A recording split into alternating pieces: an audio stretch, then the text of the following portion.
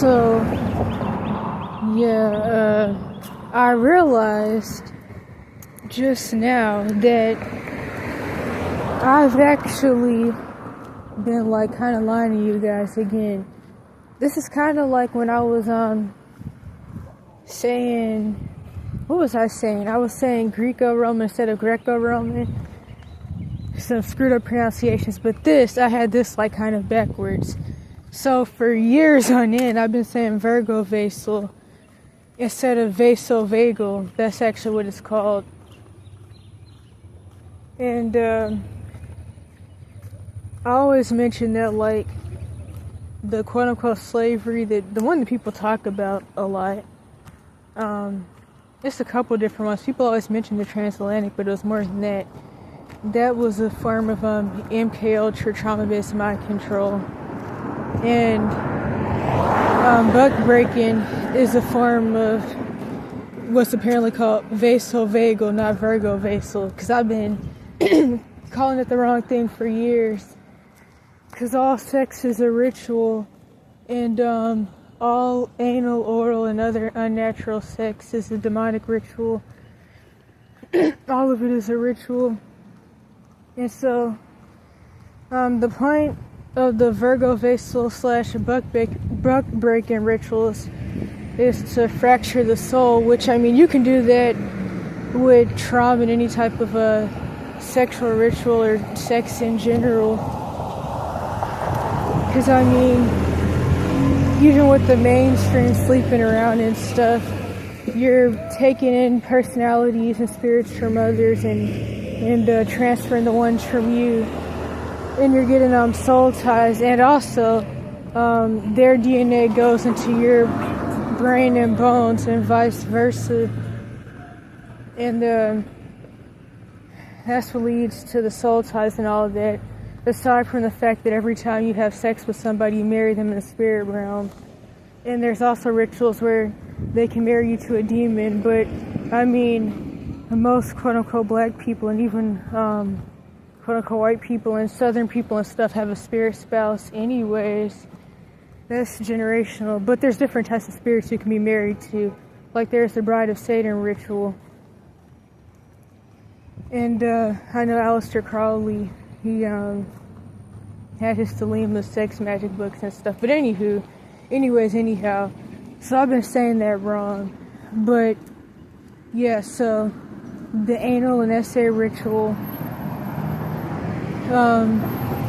the one that fractures the soul and leads to what people call panda eyes sometimes. And really what the goal is, it's supposed to hit a nerve that it does something to your nervous system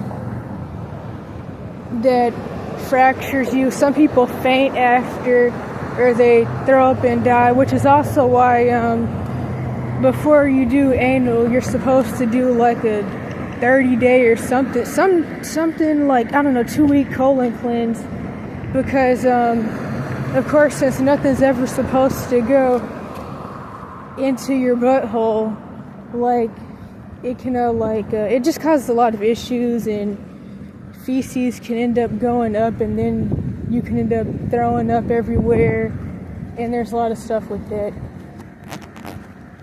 And it's also really painful.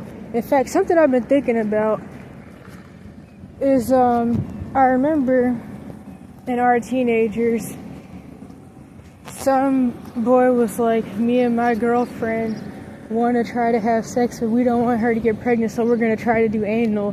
And it's like, what in the world? And then this dude there in the comments was like, kids these days are trying anal to avoid pregnancy, whatever happened to just using condoms, or just pulling out. And they were like, you're probably a 30-year-old man and our teenagers. And honestly, he probably is, but he's not wrong. That actually is crazy. But that's the agenda of the turn out the kids agenda. As I always say, the Willie Lynch letter, no, hold up. The Homo Manifesto, or people will also call the Gay Manifesto, is just a universal version of the Willie Lynch letter. And what I like to refer to as Willie Lynch Syndrome House Nigger Programming. That goes into a couple different things with divide and conquer. of light skin and dark skins and stuff like that. But also, it goes over the agenda of turning people out with sexual trauma as well. All of it is MK Ultra. That's why white supremacy and colonization is one of the biggest agendas of MK Ultra that's ever happened, because they turned out their own people and everybody else. But anywho, so everybody's supposed to be hypersexual and turned out with pairs, and then there's the agenda of all the sexual stuff in the media, which that and the fact that a lot of people are forced on neurotoxin and psychotropics starting in infancy is why a lot of the youth these days are becoming asexual. I mean, I could even say that for myself, because with the daily experiences I have with chomo sex preds, I mean, I have definitely become more, I guess, what they would call asexual and having sex aversion since I've been where I've been in the South for the past few months, or a couple months, however long it's been. It's been some months. And so anyhow, what was I saying? Oh yeah, but like all the hypersexual media, the music that's lit erotica, the weird stuff on TV, the Chomo Bridgerton stuff, all of that. The fact that most people, male or female, have either been essayed and or had early sexual exposure. And so that's why like people are falling into those agendas, as well as the fact that porn addiction starts somewhere from age 5 to 8 typically. And so that's actually the real point I'm supposed to be getting at, actually. People, like, they're conditioned by the corn imagery, which is people abuse imagery of abuse of self and others. And so they think that like anal and all this stuff is going to be a good thing. But that stuff is actually extremely painful. It can even kill you, actually. You can die from it. And it's a ritual. It causes all types of issues. And then having sex on your period is also a demonic ritual. It's a lot of stuff, but it makes sense that like a lot of people, for a lot of different reasons, from the neurotoxin psychotropics to the hypersexual society to the Marine Kingdom agenda, I get why a lot of people are just becoming quote-unquote asexual or just going into sex aversion. So, yeah, and then I saw this video too, this lady talking about how I'm calling it the distraction that's making people play social justice warrior, but the file stuff, she was talking about how it's sending out like a pedo frequency pretty much, that's like bringing people out the closet. And I totally get that as well. I totally get what she means by that. And so there's that. Oh yeah, but the last part that I forgot, I don't know how I forgot this. I got sidetracked because of this dude, but the other thing I was saying, which is what I always say, as I realize, as much as people always want to try to tell me that I just need therapy and I'm just bitter and angry because, or deranged, I guess, because I don't have parents or just different trauma stuff or whatever. Realistically, when you see things for what they are, people aren't going to like it. And I've been saying that it's very obvious that abuse is the New World Order. Abuse of anybody. Like, what's that thing I always say? I wish I had Wi-Fi right now, because I know I have, it's in the description, or not the description, the bio of my channel, but I like the way I worded it there, even though I kind of had to break it down a little bit because only so much characters can fit in the bio. But pretty much, abuse is an agenda because it helps create a world of split and fractured people with splits and multiples that can be programmed, and pretty much everybody's turned out and traumatized. They can't think for themselves. That's the summary. What's now called D.I.D. Everybody has a level of D.I.D. That's the way Ally Carter always puts it. But I always like to put it this way. Everybody has multiple personalities and splits and fractures from trauma, and honestly, you're really going to keep getting them. I've even been thinking about, like, people are always talking about higher-ups and wizards and stuff pretty much programming other people's multiples. But it's like, can you program your own multiples? It's like, why does everything have to be about getting controlled by others? But I've been thinking about that as well. And yeah, so it's always been one of my favorite topics, because I always knew that I had MPDs since I was really young. And one of the first things that I started to realize with my dad when I was 6, and I mention this pretty often, is that music is made to appeal to people who are under certain forms of trauma-based mind control, and to put them further into that agenda, like with the DL effeminate thug persona. And I noticed that, like, with my dad and, like, getting possessed with certain music, stuff like that. And so it's one of the things that always made this topic interesting, aside from the fact that I've always had multiples and stuff myself. And I used to have worse dissociation, actually, when I was really young. So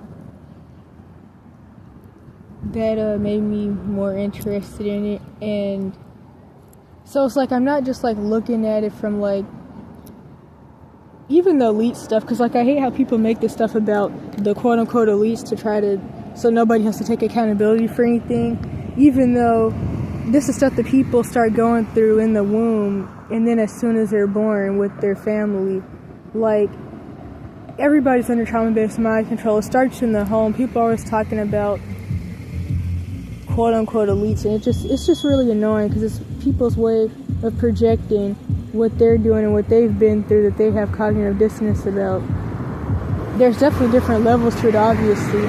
Like in a lower level abuse situation, you're being split and fractured and programmed, but your abusers most likely don't have the knowledge about any of that stuff, and they don't know that they're doing it, and that's not necessarily their intentions, but they do want to manipulate you.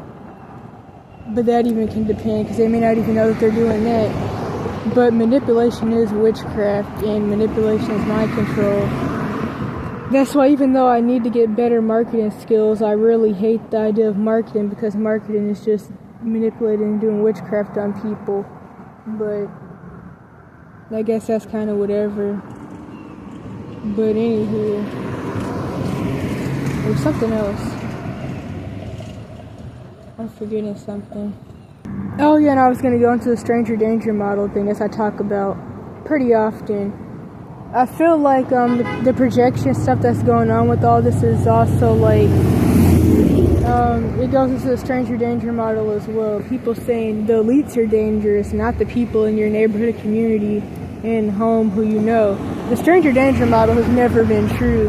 I mean, yeah, other people will do stuff to you too, but like a lot of people know, especially in, I hate this term, but the quote-unquote chosen one community, people will even say that a random crackhead on the street will hype you up and give you encouragement before your family and friends will. And the first people that are going to be a danger and threat to you is always going to be family. Everything else comes after that. And that's another thing with people's fake social justice warrior moral crisis that's going on right now, due to the how many decades old files and stuff like that that people are now claiming to care about to make it political. So yeah, people, they're always trying to act like the danger is everywhere else. What's that thing that people say? Crap, I'm trying to remember. Like, I saw this skit of this lady pretty much about her toxic mom, and her mom was telling her that she saw that on the news or something that some girl got beat up, and then the girl was like, that stuff happens, but it never really happens close to home. And then the mom was like, not close to home, in your home. I beat that girl up because she looked like you. And that was a skit. It was funny though. It was pretty much something else that I've went into before, actually, that I forget about. I call it the god of theater, Jezebelic moms. I don't remember exactly what I call it, but pretty much all these comedians and like their whole joke is like the stereotypical quote-unquote black and quote-unquote white woman because of the trauma that people go through with these types of stereotypical quote-unquote black and quote-unquote white moms, and so they make these skits, pretty much Madea type stuff. I have a whole playlist about that, actually, with a lot of different examples, from the abrasive SpongeBob, which I feel like I'm becoming the abrasive SpongeBob, to be honest, to the what was that thing, Welcome to King Burger, where you can have it your way but don't get crazy, that minstrel show about the Jezebelic black woman, stuff like that. Which also makes me think about my videos about how whoopens are schizophrenia. And of course I mention all the time that whoopens are sexual abuse. And so I think like, I don't know, just like I keep saying, everybody's playing games with their self and others. People keep trying to project this and take no accountability for that, but we're all doing this stuff. People can say whatever they want to say, but this stuff happens on an individual level every day. And it goes into the thing, nobody cares about their self or anybody else. Not really. And people are losing more and more emotion. And like, even going back to the whooping thing, there's the DDLG side, which, funny thing about that, with what I guess I could call a parent program, and I know there's other terms for this, but parent programming, like, it even reminds me of how people talk about MK Ultra, like with politics, and how, of course, with the left-right mind herding, I think it was the left is supposed to be for mom programming and the right is supposed to be for dad programming or something like that, like the mother father figure stuff. And I even think about how, of course, as I mentioned, I know that, like, since I talk about these situations, well, being in them kind of with certain things, it makes people uncomfortable compared to a person like who's older talking about the situation years later down the line. But I think about how people I know who are in these situations and how I'm technically at risk of falling victim, I guess I could say, to these types of situations due to like parent issues. And so due to the mom-dad wounds, of course, a lot of people, they get with older sexual predators, male or female, because of wanting a mom or dad. And I've talked about before in my video titled, I don't remember what it was titled actually, this was a year ago or something. I talked about how you can't really have someone be a sexual partner and a parent at the same time, but that's what a lot of people fall into. But anywho, the DDLG thing, I'm sure there's a mom side to that, but I've never heard anybody like say whatever would be called for a mom, I guess. Like, I guess it'd be like MLS or D or whatever, I don't know, but that also goes hand in hand with the whooping agenda, which is sexual abuse. And also part of MK Ultra and splits and fractures people. But I also wanted to mention that one of the things I forgot, when it goes to the anal rituals, one of the points of that is to get you to like the pain. Like, it even makes me think about this one line from Cardi B, although these people don't write their songs, Serpent Seed, Caucasian, European, fake J3Ws do, and also demons do, and the MPDs do, which is something I've experienced myself actually with the MPD side, because I typically can't really write songs unless I'm really mad or really sad. Even with the song I wrote titled, not titled, but called Falling Slowly, I was in a really, really bad predicament when I wrote that before running away / escaping. And I think about that a lot lately. Like, the MPDs writing the songs. I thought about it before because I can only ever really write songs when like a lot of bullcrap is going on. But anywho, so in some line, Cardi B was like, something about liking it in the butt because she likes the pain. Something like that. So there was it. And that's pretty much how it goes, and whoopens are the same way. Because whoopens teach you that people who love you hurt you and hate you. And it teaches you to get with partners who hit you. And that goes into the whole DDLG thing.